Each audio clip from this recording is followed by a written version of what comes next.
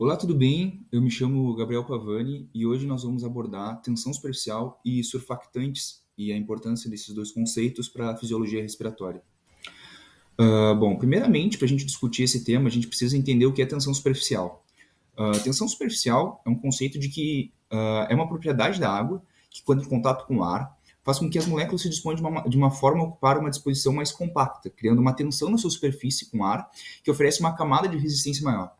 Como vocês podem ver nessa imagem, a gente consegue observar que a água, quando em contato só com a água, ela se dispõe de uma maneira que oferece menos resistência. Mas quando em contato com o ar, ou na parte superior dessa imagem, a gente consegue ver que ela se dispõe de uma forma que oferece uma resistência maior. Ela cria uma camada protetora que faz com que seja mais difícil de passar pelas moléculas de água nessa camada.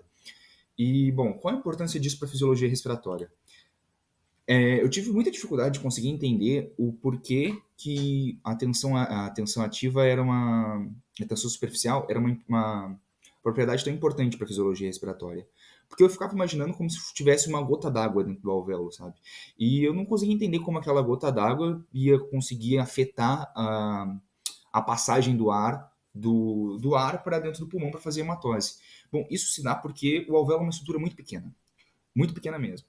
Então a gente precisa entender de que a água dentro não é como se fosse uma gotícula d'água, é como se fosse uma umidade presente dentro do alvéolo, tá?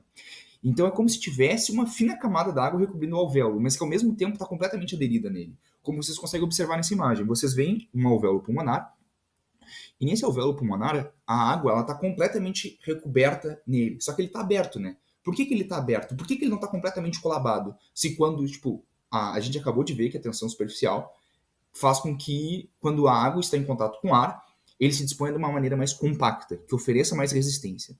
Bom, nesse caso, o alvéolo ele está aberto assim e ele não está colabado assim, um grudado no outro, com as paredes do alvéolo completamente colabadas, porque existe o surfactante. O surfactante faz com que essa tensão superficial ela seja rompida e tenha uma maior facilidade, que faz com que a água, com essa umidade que se dispõe dentro desse alvéolo, que é uma estrutura minúscula, se disponha ao redor de todo o alvéolo, oferecendo menos resistência.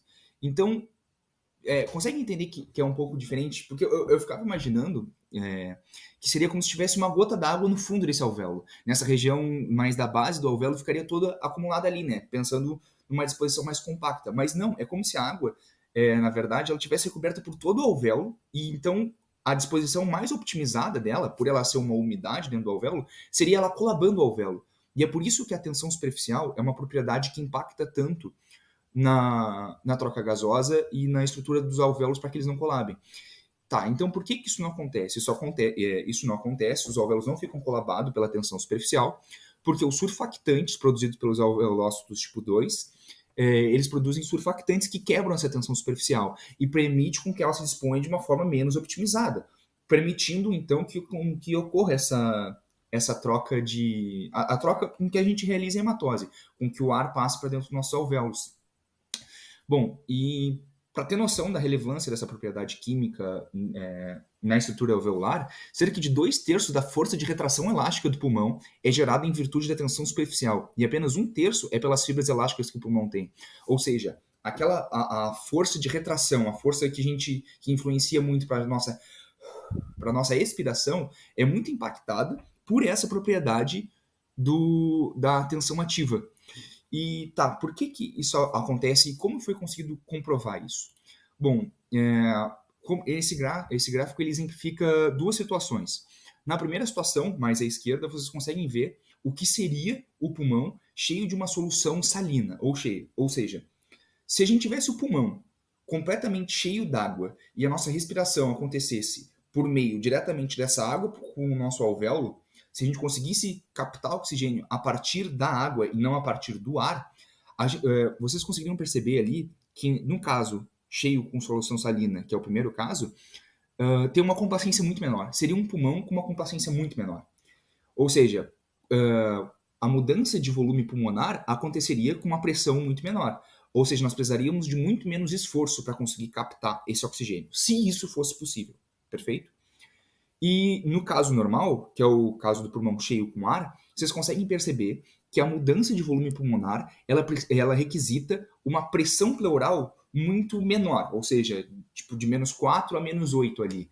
Essa pressão ela precisa ter números maiores, ou seja, o pulmão é menos complacente quando em contato com o ar. Mas, no caso, é o único jeito que a gente consegue captar esse oxigênio. Mas o que, que isso comprova? O que, que esse experimento comprova?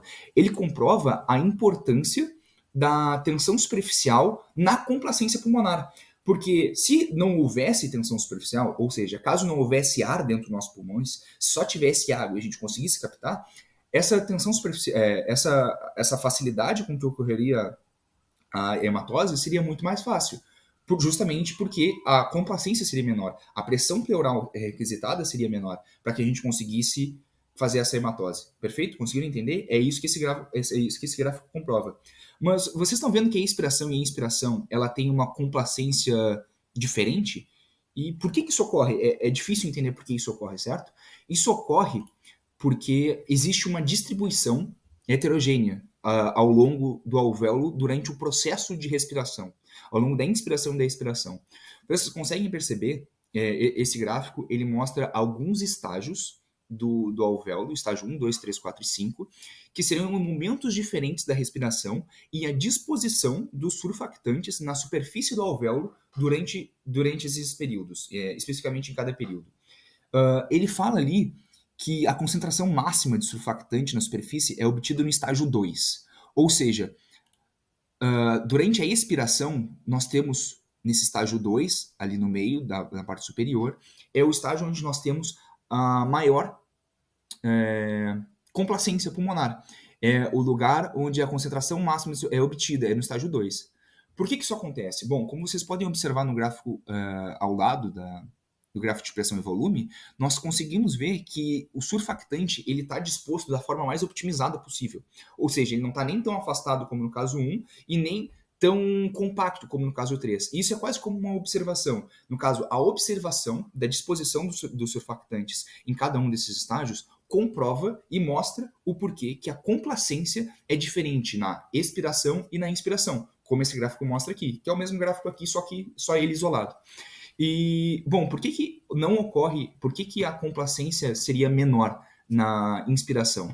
Porque na inspiração, no caso 4 e 5, como vocês conseguem observar ali do lado, vocês conseguem ver que o surfactante ele não está perfeitamente optimizado na superfície. E se ele não está perfeitamente optimizado na superfície, ele não tem o maior contato possível do surfactante com a água para romper a tensão ativa, produzindo então assim uma tensão ativa, uma tensão de superfície maior, que aumenta a resistência e diminui a complacência. Como a gente tinha observado, quanto maior o contato com a água, menor seria quanto maior o contato do surfactante com a água, mais complacente o pulmão seria, porque menos tensão superficial ele teria.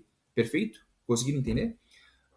E isso leva a um conceito importante, que é um conceito importante não, mas é um caso importante, que é a síndrome da angústia respiratória, que acontece muito frequente em bebês recém-nascidos prematuros, porque esses bebês prematuros ele ainda não têm as células epiteliais respiratórias que produzem os surfactantes, os alveolócitos tipo 2, tão bem desenvolvidos, e isso faz com que eles não consigam produzir o surfactante com eficiência, e causa essa dificuldade de respiração em bebês. Bom, outra coisa importante para conseguir entender, e conseguindo compreender a fisiologia respiratória, é entender o porquê que o ar não se locomove para os maiores alvéolos. Como vocês sabem, a pressão ela é proporcional à tensão superficial e quanto maior o raio do alvéolo, menor a pressão. E o ar ele se locomove da maior pressão para menor pressão. Se um alvéolo maior ele teria menor pressão, por que, que todo o ar não se dirigiria para o maior alvéolo que a gente tivesse no nosso corpo? Isso acontece porque, quer dizer, isso não acontece porque os alvéolos menores no nosso corpo, eles têm uma distribuição maior de surfactante. E essa distribuição maior de surfactante faz com que a pressão fique ainda, ela compensa. Então, por exemplo, assim, como vocês conseguem ver ali na imagem, o alvéolo com um raio maior, eles têm menos surfactante, aumentando então assim a tensão superficial. E isso compensa os alvéolos menores, que teriam raios menores. Logo, se tem raios menores, teriam pressão maiores. Só que o fato deles terem mais surfactante faz com que a tensão superficial deles seja menor. E com a tensão deles, superficial deles sendo menores, eles ficam equivalentes aos alvéolos maiores. E é isso que exemplifica esse caso. Eu recomendo ler as páginas 710 do Berni e 1472 do Guyton sobre esse assunto, caso tenha ficado alguma dúvida. Eles têm tópicos, eles têm pequenas anotações, pequenas frases sobre isso que podem exemplificar melhor caso vocês não tenham entendido. E eu espero que tenha ajudado vocês a entender melhor o conceito de surfactante e tensão superficial. Muito obrigado.